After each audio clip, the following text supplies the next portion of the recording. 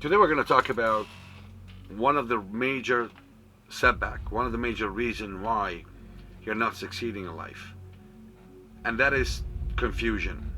We all have it.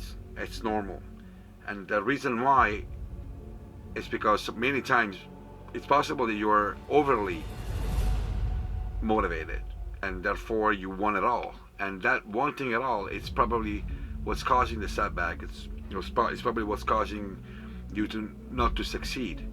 And if you notice, every single guru out there, it speaks about one thing and one thing only, like create a vision or to build a great lifestyle.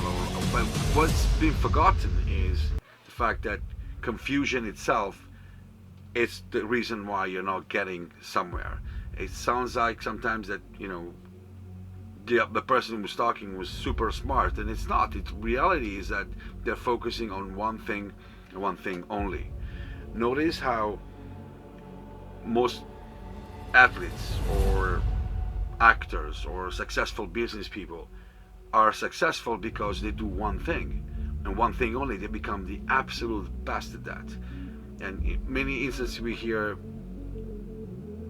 motivational speakers talking about how to become successful, and nobody really focuses on the fact that the most definitely the reason why you're not getting there is because of the fact that if you analyze your book of wishes, you have too many of them, and you're lost in translation. You're trying to figuring out what is it that you want, and obviously, yeah, figuring out what is it that you want is important, but how you do it.